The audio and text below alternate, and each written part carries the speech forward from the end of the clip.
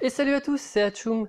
Bienvenue dans ce 12e épisode d'Empire Patton Puzzle. Désolé, j'ai un peu tiqué parce que je viens de faire la vidéo précédente, donc je savais plus où est-ce que j'en étais. Bref, du coup, vu que je l'ai pas fait dans la dernière vidéo, on va peut-être faire 2-3 raids quand même, vu que je l'avais un peu annoncé. Donc voilà, une vidéo raid où on va essayer d'analyser un petit peu les teams qu'on rencontre et d'essayer de construire des teams qui sont OK. Donc en fait, moi je distingue vraiment deux manières de raider, et ça va dépendre surtout de votre niveau. À bas niveau, souvent vous avez une équipe. Vous avez une équipe qui marche bien, une équipe où vous avez des héros qui sont corrects. Euh, et du coup, vous allez essayer de trouver des adversaires. Donc en allant dans le menu raid, là, en trouvant des adversaires comme ça, vous allez trouver des, euh, des adversaires qui correspondent à votre équipe. Donc cette partie-là, je pense que vous pouvez le faire en écoutant mes conseils généraux en fait que je vais dire sur l'autre partie des raids qui est on regarde la défense et on construit une équipe en fonction de la défense. Donc ça, il faut déjà avoir un petit deck pour le faire. Mais bon, en gros, ce que je veux dire par là, c'est que si vous raidez avec une seule équipe, euh, il faut que vous regardiez contre quoi vous raidez. Faut pas aller raider contre n'importe quoi. Faut relancer jusqu'à ce que vous trouviez une équipe qui correspond, qui rentre un petit peu dans certains critères que je vais essayer un petit peu d'aborder là. Enfin, donc, donc voilà. Alors là, en face de moi, j'ai une équipe à 4330. En temps normal, clairement, je l'aurais relancée celle-là. Mais bon, vu que vous êtes là, je trouve ça un peu dommage de la relancer, quoi. Donc, qu'est-ce qu'il faut analyser dans une équipe en défense? Le tank. Paf, tank jaune. Ça veut dire que dans mon équipe, il faut au moins que j'ai deux violets. On va dire ça comme ça, il faut au moins que j'ai deux violets. Ensuite, à côté, il y a quoi? Il y a deux flancs violets. Ça veut dire qu'ils ont doublé la couleur violet. Donc ça veut dire que moi, il faut que je mette du jaune. Donc ça c'est de but en blanc, c'est ça que je vais voir. Ensuite, ce qui pourrait être intéressant, mais bon, dans mon cas, vous allez voir que ça va pas forcément être possible. Lui, il augmente la défense. Lui, il augmente la génération de mana. Elle aussi. Ce serait cool que j'ai un petit truc genre K-Edmond qui retire les effets adverses, qui me permettent de pas forcément prendre trop la sauce. Euh, Enfin, pas de prendre trop la sauce, mais que le mec en face se booste et que je puisse rien en faire. Donc bon, théoriquement, là, de ce que je vous ai dit, il faudrait que je parte en violet jaune.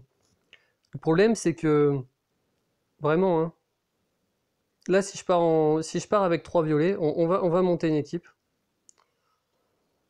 Et je pense que je vais me faire défoncer la gueule. Assez violemment. Donc je vais mettre proté pour avoir un anti-mana. Toujours partir avec un soigneur, je vous conseille. Hein, sans, ça m'a l'air un peu compliqué. Et là, on va mettre... Ouais, on va mettre Gretel. Donc là, en fait, ma stratégie, entre guillemets, ça va être de jouer un peu la... Enfin, de jouer la... de l'empêcher de régénérer sa mana, en fait. Donc soit avec Gretel, soit avec proté. Alors pourquoi j'échange Vivica et Gretel, là? Bah c'est simple, hein. Là, j'ai deux héros robustes, les deux Sartana. Vivica aussi est robuste. Les deux 4 étoiles sont plus faibles. Donc j'essaie de ne pas les mettre à côté. Alors ça, c'est juste un réflexe, hein. Ça se trouve, là, dans la team, on s'en fout. Ouais, là, on s'en fout, en fait. Là, j'aurais très bien pu les mettre autrement, puisque dans tous les cas, ça tape une seule cible, et ça ne tape aussi qu'une seule cible. Mais s'il y a des héros qui tapent trois cibles, en fait, bah... Si vous tapez l'endroit où vous avez vos deux 4 étoiles, bah, nécessairement, vous allez les perdre assez rapidement. Donc là, si je pars comme ça, je pense que ça va être assez compliqué. Tout simplement parce que je vais manquer de dégâts. Je vais manquer de dégâts. Le problème, c'est qu'il y a un Alberich. Alberich, je peux pas l'oublier. Gardez ça en tête, un Alberich, faut pas l'oublier. C'est comme Mère Noël, faut pas l'oublier. Mais bon, on va quand même essayer. Et on va voir ce qui se passe. Là, je pense que globalement, ce qui va se passer, c'est qu'ils vont avoir trop de soins, Ils vont avoir trop de soins pour moi. Euh, j'ai peut-être pas pris assez de temps de regarder mon puzzle, mais j'avais vu en fait que je pouvais construire, alors pas un diamant spécialement, mais que je pouvais rapprocher mes tuiles violettes. Donc là c'est parfait, j'ai un diamant violet. Là c'est vraiment, là dans un 3-2 comme ça, faut vraiment viser de créer des diamants, hein. Je vais directement le craquer de manière à charger mes pouvoirs. Violet. Alors quand on a l'occasion de tuer le tank, on le fait. Ce serait bête de ne pas le faire. Euh, Cela dit, là, je peux tuer Albériche, et je pense que ce serait aussi bête de ne pas le faire, sachant que je peux bloquer la mana de Dalila, et du coup, elle va m'embêter. Donc je pense que là, je vais simplement tuer Albériche, voilà. Donc ça, c'est un des trucs que vous pouvez regarder en raid. Si vous avez l'occasion de tuer un héros, faites-le. Si vous avez l'occasion de tuer un héros chiant, faites-le d'autant plus. Voilà. Et elle, normalement... Donc là, on peut leur foutre des tuiles dedans parce que leur mana est bloqué.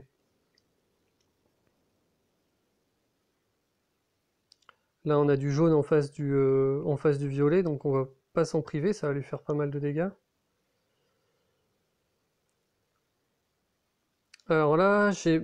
En fait, ce que vous voyez à cet endroit-là, là où je suis en train de bouger mes tuiles, c'est que ça ressemble à un début de diamant. Donc ça m'embête un petit peu de craquer, de faire un dragon violet, alors que je peux plus loin faire un diamant violet. Mais de manière assez safe, je pense que je vais achever Dalila de manière à ce qu'elle puisse plus du tout agir dans le raid. Et là voilà. Là j'ai deux solutions. Soit je craque une rangée violette dans comment il s'appelle lui? Dans Victor, soit à côté de Victor. Bah, en fait, vu que mes dégâts sont faibles, lui je vais pas le tuer en fait, hein, en une rangée de violet. Donc je vais les craquer à côté, ça va doubler la régénération de mana, et ça me permet d'avoir mes deux héros chargés. Donc, comme je vous l'ai dit, on le tue, on n'hésite pas une seconde. Et là, on peut leur bloquer leur mana. Et là, ça va être assez intéressant parce que du coup, euh, je vais pouvoir jouer un petit peu, arranger mon puzzle en phase 2, sans qu'ils chargent leur mana.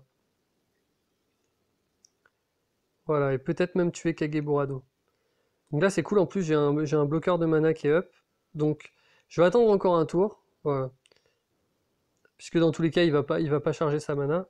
Là, je vais me soigner. Je vais lui envoyer mon anti-mana, et là, pareil, je vais lui envoyer des tuiles dedans.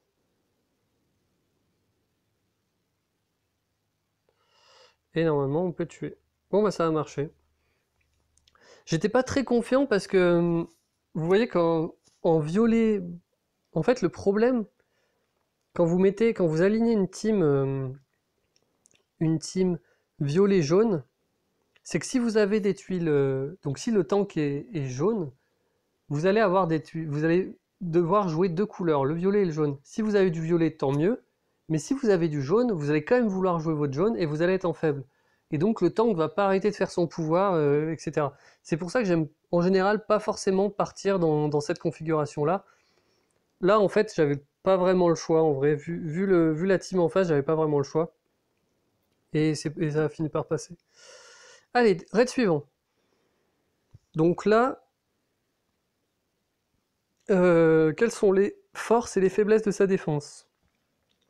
Je vois surtout des forces, c'est qu'il a 4 héros rapides. 4 héros rapides qui cognent très fort. Donc là, il va falloir finir ce raid rapidement. Pour finir ce raid rapidement, après lui, il faut savoir que Mani n'a pas non plus une défense extra. Donc je vais pas forcément... Enfin, je vais pas être forcément... Enfin, si j'ai des tuiles vertes en fait directement devant, parce que là je vais forcément mettre du vert, hein, ça devrait le faire. Donc, on va mettre du vert. On va mettre ma petite mère Noël. On va mettre... Ouais, on va mettre Liana. Vous avez vu que je fais 1 sur 2 aussi en termes de couleurs. Ça c'est pareil, hein. Si vous avez... le but c'est de ne pas perdre tous les héros d'une couleur d'un coup. Donc si vous les intervertissez, ça permet que s'il y a des dégâts de zone, bah, vous perdez pas tous vos héros d'un coup d'une même couleur. Comme ça vous pouvez continuer à charger des pouvoirs en tapant dans les tuiles de cette couleur-là. Et là du coup soit je mets du jaune, soit je mets du violet.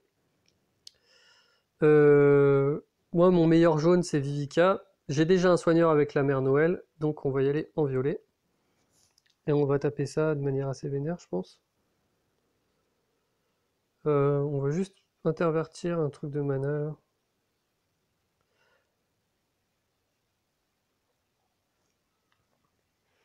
Ok, donc là en gros, la stratégie, c'est d'essayer de défoncer Mani en premier, ça, il n'y a pas trop de soucis. Et ensuite d'essayer d'orienter plutôt le puzzle vers la gauche que vers la droite. Pourquoi? Quand je dis orienter le puzzle, ça veut dire si j'ai le choix entre faire une combinaison à gauche et faire la combinaison équivalente à droite, je la ferai à gauche.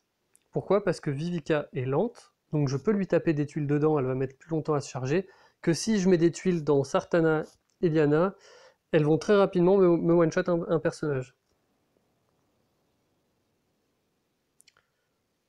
Allez, let's go. Donc là, on espère avoir du vert directement dans le tank. C'est pas le cas. J'ai pas non plus là, j'ai pas de violet. Ça, on appelle ça un puzzle de merde hein, dans le jargon. Pas trop d'autres noms. Là, j'essaie de faire apparaître... là, en fait, j'essaie de faire apparaître une tuile verte au centre. Donc en craquant des tuiles. Mais je vais finir... Donc là, j'ai une combinaison verte, mais elle m'apporte pas beaucoup de dégâts. Donc je pense que je vais... Je pense que je vais faire ça. Là, mon but, en fait, c'est d'obtenir plus de tuiles vertes. Parce que là, sinon, je m'en sors pas. Ok, on a pris cher. Ça m'énerve de faire ça parce qu'il a son bonus de défense, mais j'ai pas non plus... j'ai pas trop le choix. Là, il meurt. Une fois que vous avez fait une brèche comme ça, il y a quelque chose qui peut être intéressant, c'est de passer après le maximum de tuiles en fait au milieu. C'est pour ça qu'on commence souvent par le tank, parce que c'est plus facile de passer des tuiles au milieu, enfin du tank vers les côtés, parce que vous créez un trou en fait pour faire passer les tuiles. Euh, Là en fait je vais bloquer la mana de Sartana, et je vais garder mon pouvoir de Liana en fait pour quand leur buff de défense sera parti, c'est-à-dire au tour prochain. Euh, euh, euh. En fait, si je fais la rangée de tuiles de gauche, ça tue personne et ça va quasiment charger notre amie Marjana. Donc je préfère pas le faire. Je préfère je vais mettre des tuiles dans Vivica, je préfère. Bon bah du coup, super. Bon allez, un petit soin avec des creeps, ça va nous mettre bien. Et là du coup, est-ce qu'on peut tuer quelqu'un? Non. On va faire le maximum de tuiles vertes en espérant que ça tue Vivica. Ah putain, rien. Donc là typiquement, hein, si vous avez vu ma dernière vidéo, là on est dans un θ assez élevé et du coup... non, je rigole. Non, je rigole, j'ai juste mal calculé mes dégâts. Là on va bloquer un des deux pouvoirs offensifs. Là je suis en train de me dire que c'est bien d'avoir pris Ansel, mais que ça aurait peut-être été mieux d'avoir pris Kaedmon. Parce que le bonus de défense en permanence, là c'est un peu relou. Aussi ne pas avoir de tuiles bleues, de tuiles violettes, c'est un petit peu compliqué quoi.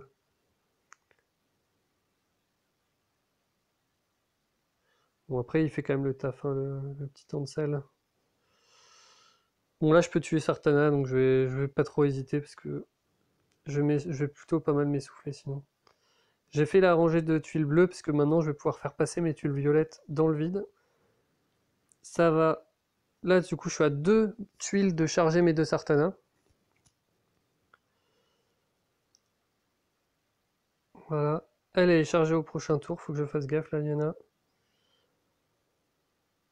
Donc là, soit je tue Vivica. Euh,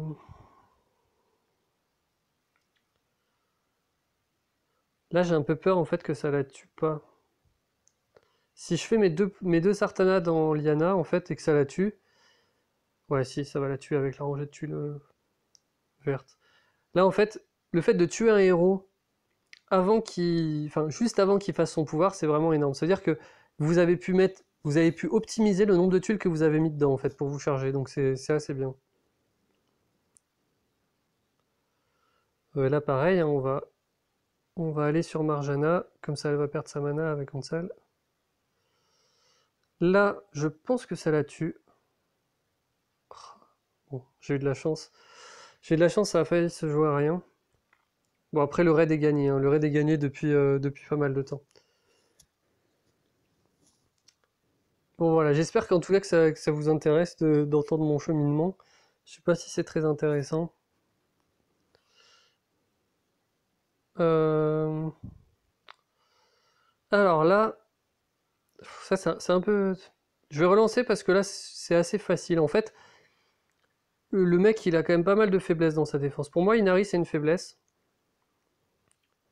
Elle va faire un truc un peu random et du coup si je veux mettre des dégâts de tuiles contre elle à ce moment-là, ça va être assez facile. Elle a un renvoi de dégâts, mais elle a une défense tellement faible que je peux la défoncer pas mal avec des tuiles, avec les tuiles ou des sorts en fait. Mani en tank, comme je vous l'ai dit, il a pas beaucoup de défense, donc c'est assez faible, et Mélandar, j'en parle même pas. Donc ça, pour moi, c'est une team assez facile, je pense que j'aurai pas trop de mal, soit à la tuer avec cette team-là, soit si je mets même du bleu en secondaire, je pense que je suis pas mal. Donc là, je vais pas le faire, hein, ouais, je pense que je vais arrêter la vidéo après le prochain raid, donc je préfère faire un raid plus, euh, plus intéressant. Je vais regarder ce que j'ai dans mes vengeances. J'aimerais bien en fait tomber contre une guenièvre.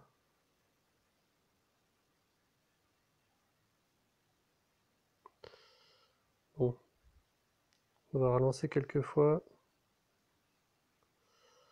Ça c'est pas mal. Alors, ah mais j'ai envie de jouer contre guenièvre. Je vais relancer et puis attends, il y a des bonnes équipes quand même, hein.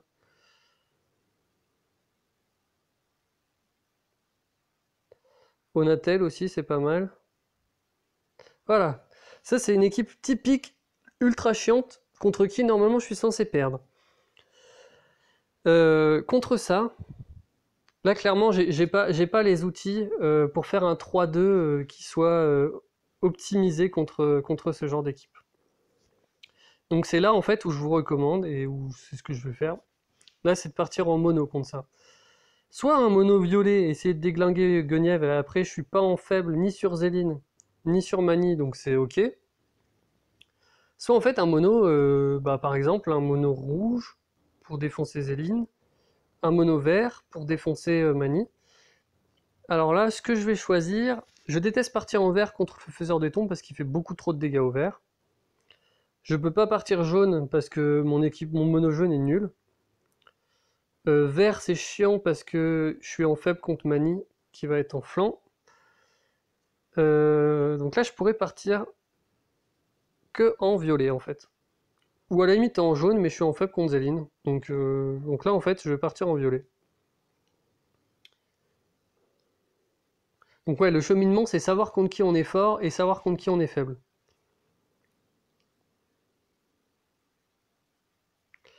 Donc je mets mon héros le plus robuste au centre, hein. Euh, On va mettre Ameona, donc j'adore Ameona, hein. On va pas se le cacher, j'adore vraiment ce héros. Mais je l'adore, mais je vais lui mettre une troupe qui fait plus de dégâts.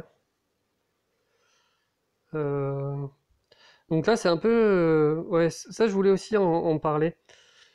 Certaines personnes m'ont fait la remarque en commentaire, ouais mais le fait de partir en mono ça affaiblit vachement mes troupes. Et là oui, hein, je pars avec une troupe niveau 1. Alors je suis d'accord que en termes de troupes c'est pas optimé vraiment.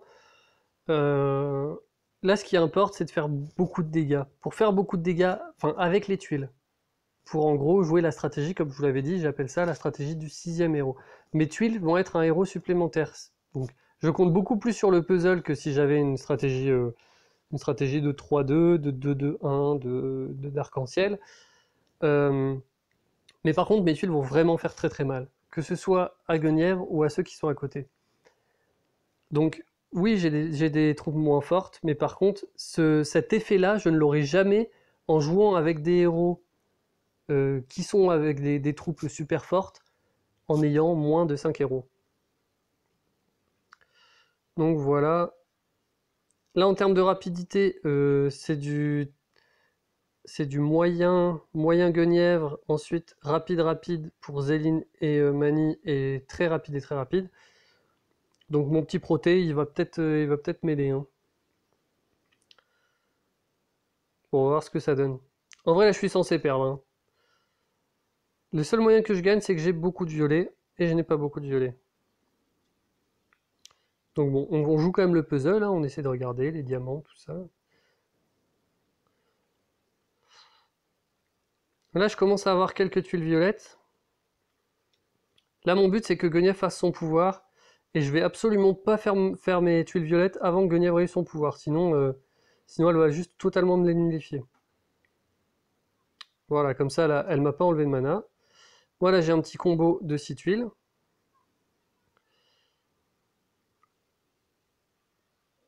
Alors, là, j'ai un dilemme. Soit je mets... Ouais, non, je suis obligé de faire ça, hein. Donc là, je me prends Zéline dans la face, mais honnêtement, j'avais pas trop le choix, hein. Donc on va enlever l'effet de Zéline. Ce qui est chiant, c'est que derrière, je vais prendre Kageburado et Faiseur. Euh, Alors déjà, elle va se mettre en fantôme, comme ça si elle prend Kageburado, c'est ça de gagner. On va essayer de buter Mani avant qu'il fasse son pouvoir. Voilà, ça c'est pas mal. Et on va du coup aller bloquer la mana de ce côté-là. Là, je vais craquer mon dragon, histoire de commencer à entamer le faiseur. Sur Ameona. Raté. Ok, bon, Ameona a quand même permis de tanker. C'est pour ça que j'adore ce héros, hein. Là, elle vient de se prendre un pouvoir et elle va rien prendre. C'est absolument pété. Ok, donc là, en gros, si je mets une tuile dans le vide à partir de maintenant, j'ai chargé mes pouvoirs. Donc il faut que je trouve un moyen de mettre une tuile dans le vide. Donc celle-ci fera bien l'affaire.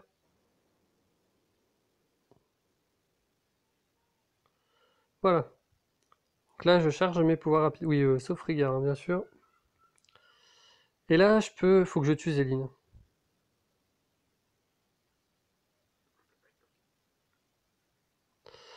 Je vais obtenir Rigard, mais bon, je risque de perdre Sartana. Ok, c'est bon. Et là, on va jouer dans le vide, hein. Là, on joue absolument pas sur eux, parce que c'est des traits rapides, ils vont charger leur mana, ils vont me défoncer. Là, j'ai aucun intérêt à jouer sur eux. Bon, maintenant qu'il est chargé, je peux essayer de jouer, je peux jouer un peu sur lui.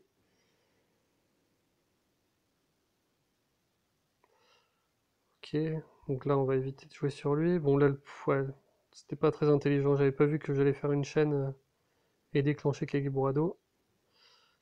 Ça fait mal. Normalement, il meurt.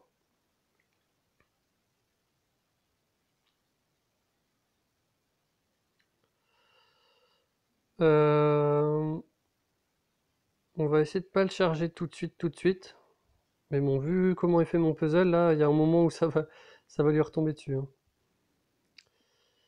Et là, ouais, bon, c'était obligé que ça fasse des combos au bout d'un moment. Les tuiles étaient positionnées de manière à ce que ça fasse des sortes d'escaliers, donc que ça fasse des réactions en chaîne.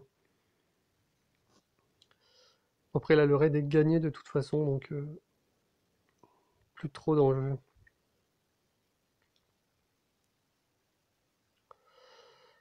Plus trop d'enjeux, du coup, je vais essayer de faire apparaître des tuiles violettes devant. Voilà, ça fera l'affaire. Pour le tuer. Voilà. Donc c'est... Bon, ça a marché. En vrai, j'avais pas pourtant un puzzle ultra favorable au début, il me semble, hein. Ce que j'ai fait de bien, qui m'a permis de gagner le raid, c'est ne pas faire ma première rangée de tuiles violettes. Si j'avais fait ma première rangée de tuiles violettes sur Guenièvre, elle se serait chargée, et du coup j'aurais perdu la mana générée par ces 3 tuiles. Donc là, ce qui était intéressant de faire, pardon, ce qu'il était intéressant de faire, c'était bah, de temporiser, attendre que Guenièvre fasse son pouvoir, et ensuite craquer les tuiles. Bon bah voilà, je pense qu'on va... Ah, j'ai une petite une vision mystique dans 45 secondes, on va l'attendre. Comme ça fait un petit bonus sur ma vidéo. Donc voilà, en tout cas j'espère que ça vous plaît ce genre de format. Là j'ai fait 3 petits raids, c'était un peu pour tester le format, voir si ça vous plaît. Si vous voulez que j'analyse certains de vos raids aussi, tout comme les titans, bah, n'hésitez pas hein, à passer par Line, mon Line c'est Hatchoum comme le nom de la chaîne. Euh, donc voilà, vous pouvez me contacter déjà si vous avez besoin de me contacter, enfin, ou l'envie tout simplement. Et puis bah, vous pouvez me faire passer des vidéos si ça vous chante. Allez, on fait cette petite vision mystique et puis qui sont d'ailleurs passées à 8 heures, hein, les visions mystiques qui étaient à 16 heures, qui sont passées tous les 8 heures. Donc si on s'arrange bien, on peut en avoir 3 par jour. En faisant minuit, 8 heures. Ah, bon bah j'ai le bug des visions mystiques. Ah, c'est bon, ça marche. Attendez, mais je suis en train de faire de la pub là. J'ai le droit de faire ça? En fait, c'est méga chiant de faire de la pub. Bon, désolé. Je ne suis pas payé par Looney Tunes Monde en pagaille. Je suis absolument innocent. Je veux juste avoir des items. Un petit télescope dans une vision mystique, par exemple. Ce serait cool.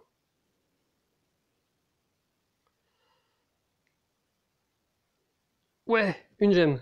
Yes. Génial. Il me manquait juste une gemme. Bon ben, des bisous tout le monde. Voilà, des commentaires, des petits pouces en l'air. Ça fait toujours plaisir. Et puis ben, à la prochaine. Bye.